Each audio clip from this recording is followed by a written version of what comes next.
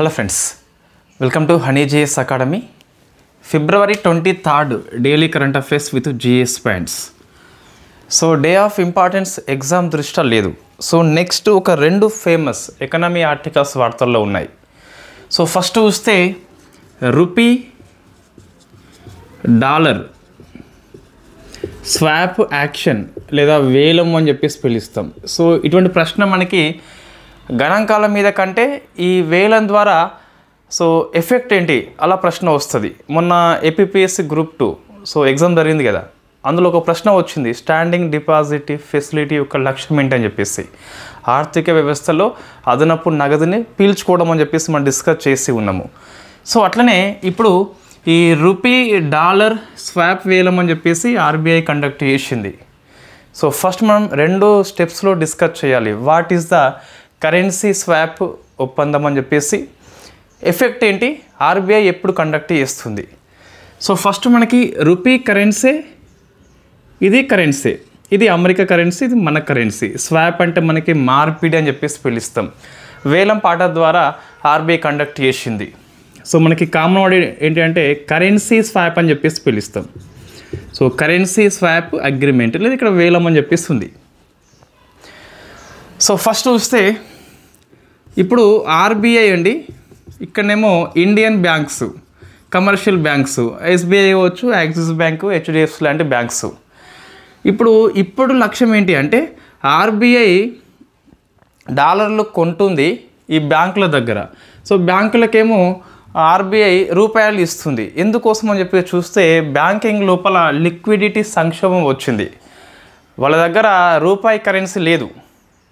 So ఇక్కడ ఏం చేయాలి, మనకి బ్యాంకింగ్ సిస్టంలోకి లిక్విడిటీ పెంచాలి. ఆ లక్ష్యంతో ఈ రూపీ డాలర్ స్వాప్ వేలం ఆర్బీఐ కండక్ట్ చేసింది.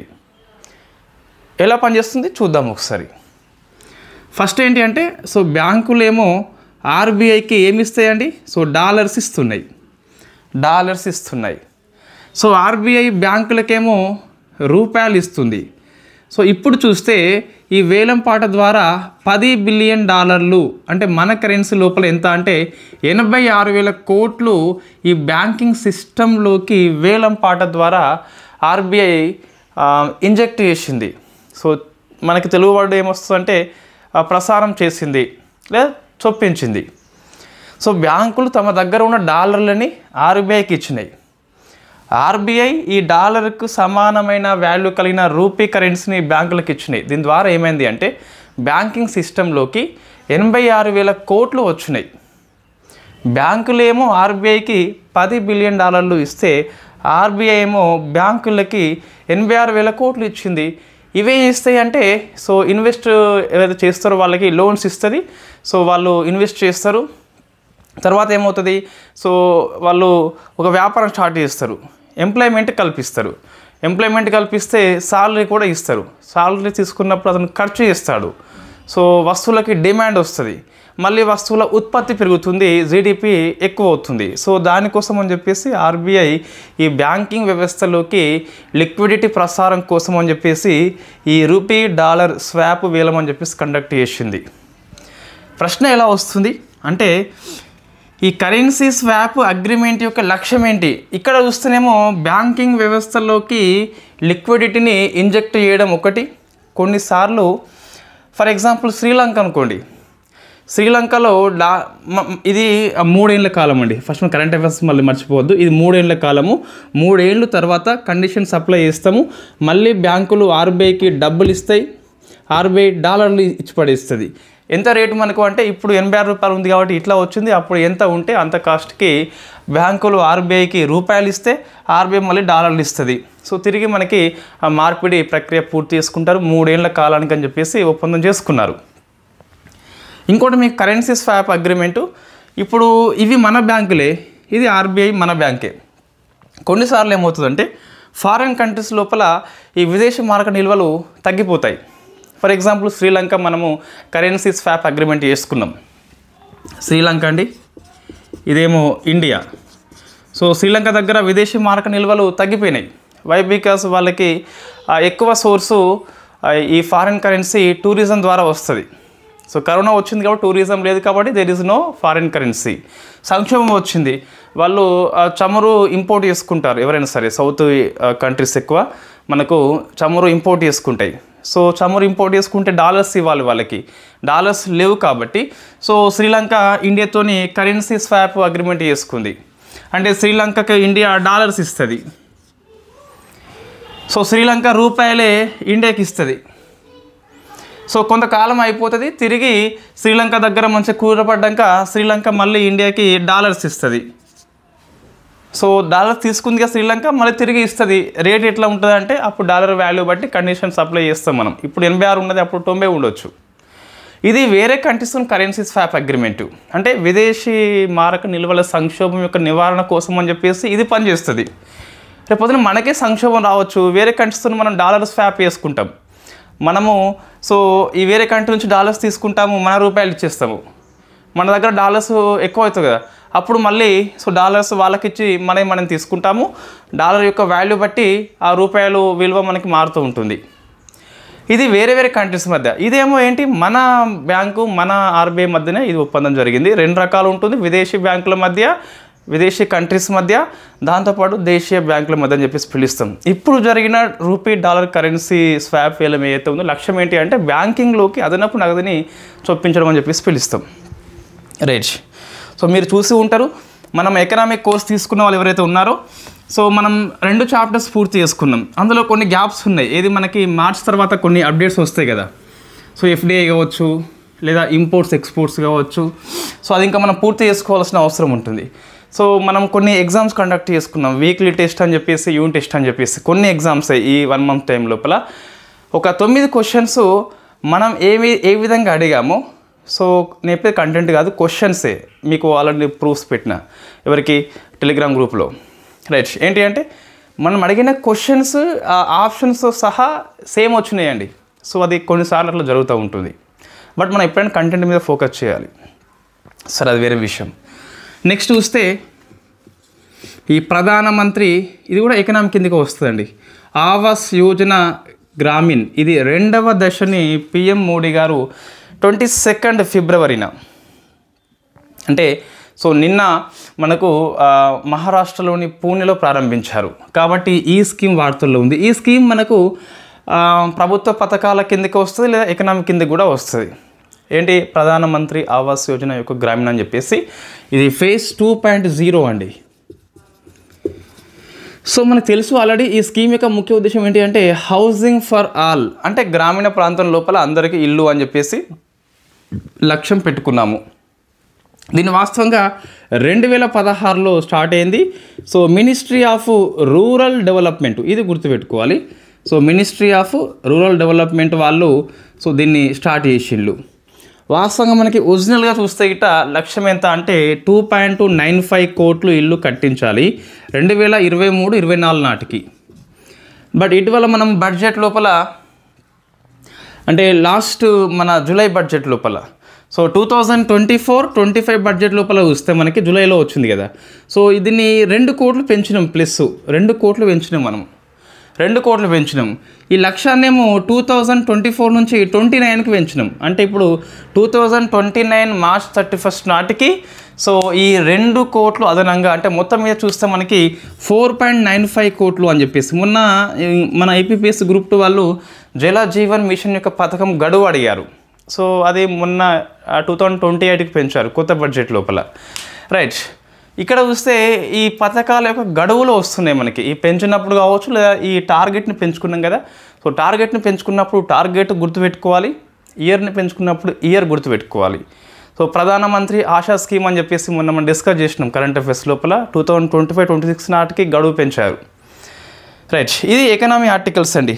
ఎప్పుడైనా సరే జిఎస్తో పాటు మీ గ్రూప్ 2 ఎగ్జామ్ వేరు వాస్తవంగా, అది కంప్లీట్గా మెయిన్స్ ఎగ్జామ్, అంటే జిఎస్ ఎగ్జామ్ కాదు. సో మీరు ప్రిలిమ్స్ రాసింది కదా, అప్పుడు దాన్ని జిఎస్ అని చెప్పేసి పిలుస్తాం. అప్పుడు కరెంట్ అఫైర్స్తో పాటు జిఎస్ చదివితే మీకు 150లో 60కి పైగా కవర్ అవుతాయండి compulsory. 20 questions current affairs questions వస్తాయి, linked GS, economy, polity, SNT కావచ్చు, అవన్నీ ఒక 30 దాకా వస్తాయి. రైట్. నెక్స్ట్ ఈ పాలిటీ ఆర్టికల్స్ ఏవి వార్తల్లో లేవు, డిఫెన్స్ ఆర్టికల్ వార్తల్లో వచ్చింది. సో దాని పేరు సాగర్ కవచ్ అని చెప్పేసి పిలుస్తాం. సాగర్ కవచ్ అని చెప్పేసి ఇది ఒక డొమెస్టిక్ లెవెల్లో జరిగే ఎక్సర్సైజ్, అంటే దేశీయంగా కండక్ట్ చేసే విన్యాసం ఇది. సో సాగర్ కవచ్ అంటే సో సాగర్ చుట్టూ మనకు కవచంగా ఉంటుంది. అంటే ఈ తీర ప్రాంత రక్షణ కోసం అని చెప్పేసి ఇండియన్ కోస్ట్ గార్డ్ కండక్ట్ చేస్తుంది. తీర ప్రాంత రక్షణ కోసం అని చెప్పేసి ఇండియన్ కోస్ట్ గార్డ్ కండక్ట్ చేస్తుంది. ఒక్కొక్కసారి ఒక్కొక్క ప్రాంతంలో కండక్ట్ చేస్తుంది ఈ కోస్టల్ స్టేట్స్ ఏవైతే ఉన్నాయో. ఈసారి చూస్తే మనకి వెస్ట్ బెంగాల్ హోస్ట్ చేస్తుంది. సో వెస్ట్ బెంగాల్ హోస్ట్ చేస్తుంది. సాగర్ కవచ్ వార్తల్లో ఉన్నది ఏంటని చెప్పి చూస్తే తీర ప్రాంత రక్షణ కోసం అని చెప్పేసి ఇండియన్ కోస్ట్ గార్డ్ చేపట్టే విన్యాసం పేరు సాగర్ కవచ్. ఈసారి వెస్ట్ బెంగాల్ అయితే హోస్ట్ చేస్తుంది. నెక్స్ట్ మనకు ఎకనామీ, డిఫెన్స్ తర్వాత డిజాస్టర్ మేనేజ్మెంట్ వార్తల్లో వచ్చిందండి. ఇది పిఐబి న్యూస్. సారా అని చెప్పేసి వార్తల్లో వచ్చింది. ఈ సారా ఒక ట్రాపికల్ సైక్లోన్, ఉష్ణమండల తుఫాన్ అని చెప్పేసి పిలుస్తాం. దీనివల్ల ఏ కంట్రీ ప్రభావితమైందని చెప్పేసి చూస్తే హోండురస్ దేశము తీవ్రంగా ప్రభావితమైంది. సో మనకి ఎక్కడో జరిగిన తుఫాను ఎగ్జామ్లో వస్తుందంటే వస్తుంది, మన ఇండియా లింకప్ ఉంది కాబట్టి.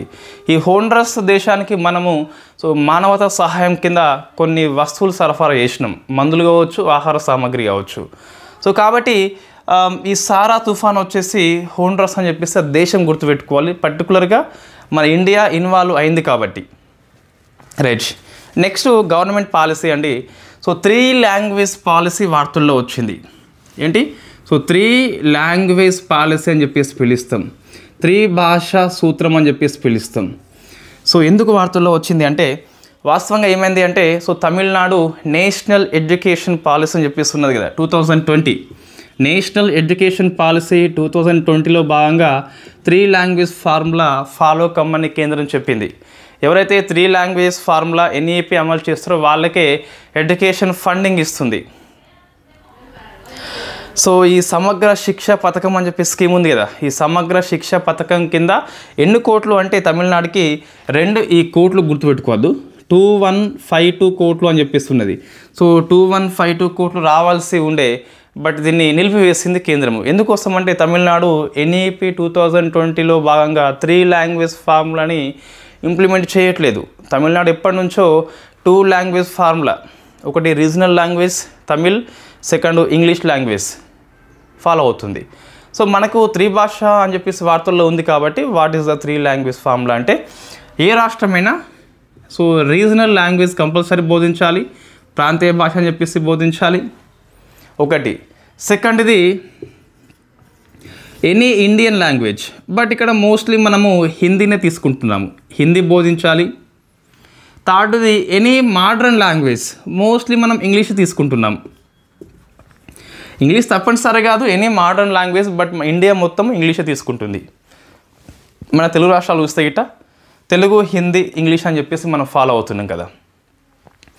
అయితే ఈ తమిళనాడు లోపల రీజనల్ ఫాలో అవుతుంది, ఇంగ్లీష్ ఫాలో అవుతుంది, హిందీ మనకి ఎప్పటి నుంచో సో ఇన్ఫ్యాక్ట్ తమిళనాడు కొంచెం వ్యతిరేకత కలిగి ఉంటుంది కాబట్టి సో ఎప్పటి నుంచో విభేదిస్తుంది, పాటించడం లేదు. సో ఇప్పుడు ఈ సమగ్ర శిక్ష పథకం కింద వచ్చే 2152 కోట్లు కేంద్రం నిలిపివేసింది కాబట్టి మనకి ఇది వార్తల్లో వస్తుంది. తమిళనాడులో ఏ ఫార్ములా అంటే 2 లాంగ్వేజ్ ఫార్ములా అమల్లో ఉంది, ప్రాంతీయ భాష ఉన్ను ఇంకోటి మోడర్న్ భాష కింద ఇంగ్లీష్ వచ్చేసి అమల్లో ఉంది. నెక్స్ట్ సమ్మిట్స్ అండి. సో ఇటువంటి మనకు నాట్ మచ్ ఇంపార్టెంట్, స్కిప్ చేయవచ్చు, ఒకసారి చూద్దాం ఏమున్నాయని చెప్పేసి. రైట్, ఇంతవరకు ఇంపార్టెంట్, ఇక ముందర కొన్ని అయితే అవసరం లేదు. ఫస్ట్ చూస్తే గ్లోబల్ ఇన్వెస్టర్స్ సమ్మిట్ అండి, ప్రపంచ పెట్టుబడిదారుల సమ్మిట్ అని చెప్పేసి సో మధ్యప్రదేశ్లో ఉన్న భోపాల్ హోస్ట్ చేసింది. ఇది మధ్యప్రదేశ్ కోసమే, ఇండియా కోసం కాదు మళ్ళీ. సో ఆ రాష్ట్రంలో ఇన్వెస్ట్మెంట్ పెట్టుబడి పెట్టేలా ప్రోత్సహిస్తారు అన్నట్టు ఈ సమ్మిట్ లోపల. దీన్ని పిఎం మోడీ గారు స్టార్ట్ చేసిండు. నెక్స్ట్ అవార్డ్స్ అండి. గౌరవ నైట్హుడ్ బిరుదు అని చెప్పేసి ఈ భారతీయ ఎంటర్ప్రైజెస్ యొక్క వ్యవస్థాపకుడు అయినటువంటి సునీల్ మిట్టల్కి వచ్చింది. నెక్స్ట్ ఇది కొద్దిగా అవసరం అండి. నెక్స్ట్ది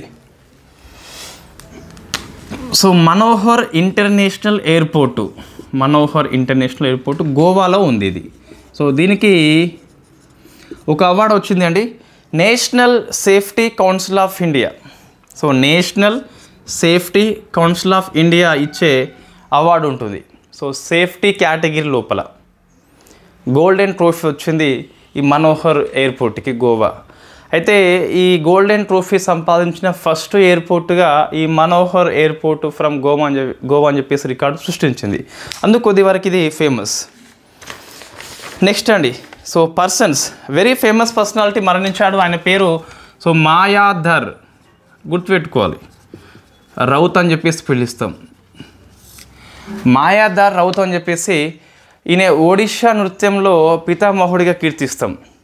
సో ఇటువంటి వ్యక్తులు మరణించినప్పుడు మనకి సంగీత పరికరాలు కావచ్చు, డ్యాన్సెస్లో ఫేమస్ వాళ్ళు కావచ్చు. మోస్ట్లీ ఆయన ఏ డ్యాన్స్లో ఫేమస్ అని చెప్పేసి వస్తుంది.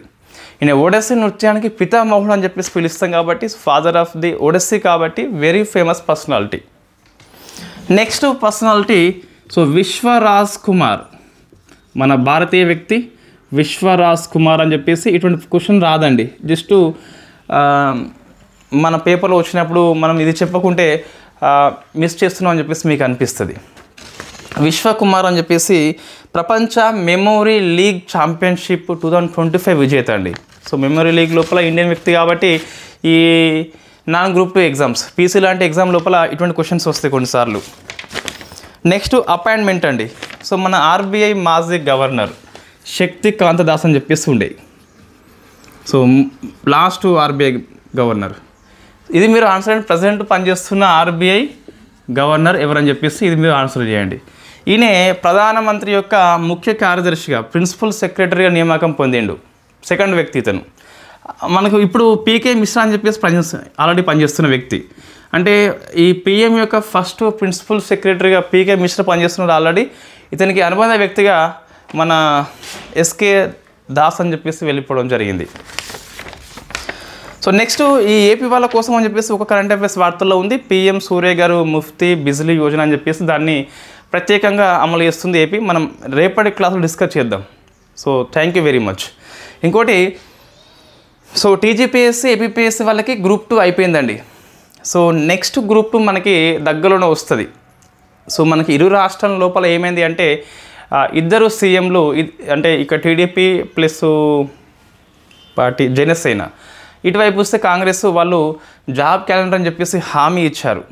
సో ఆ నేపథ్యం లోపల అభ్యర్థుల ఒత్తిడి మేరకు వెనుక ముందు కానీ జాబ్ క్యాలెండర్ ఇష్యూ చేయాల్సిందే, వెనుక ముందు ఐ థింక్. సో కాబట్టి మళ్ళీ నోటిఫికేషన్లు వస్తాయండి. సో ఇది మీరు ఒకసారి ప్లాన్ చేసుకోండి. ఇంకా ఎవరైతే ఫస్ట్ టైం ఎగ్జామ్ రాశారో బిగినర్స్, లేదా కొంచెం అటు ఇటు ఉన్నప్పుడు ఎగ్జామ్ అనేది అటు ఇటు ఉన్నప్పుడు, సో మీ ప్రిపరేషన్ని లేట్ చేయకుండా స్టార్ట్ చేయండి. టీజీపీఎస్ వాళ్ళకి డిసెంబర్ తర్వాత మనకి ఆల్మోస్ట్ 2 months అయిపోయింది. సో ఎవరైతే మీకు పూర్తిగా బుక్ను పక్కన పెట్టారో సో మైండ్లోకి మొత్తం వెళ్ళిపోయి ఉంటుంది, జీరోకి వచ్చి ఉంటారు. మళ్ళీ స్టార్ట్ చేయండి. లేకుంటే ఏమవుతుందంటే నోటిఫికేషన్ టైంకు ఎగ్జామ్ టైంకి మధ్యలో డేట్స్ చాలా తక్కువ టైం ఉంటుంది ఈసారి. మళ్ళీ ఎక్కువసార్లు మనకి వాయిదాలు పడకపోవచ్చు. సో కాబట్టి జాగ్రత్త వహించి మీ యొక్క ప్రిపరేషన్ స్టార్ట్ చేసే పనిలో ఉండాలని చెప్పేసి కోరుకుంటున్నా. So thank you very much.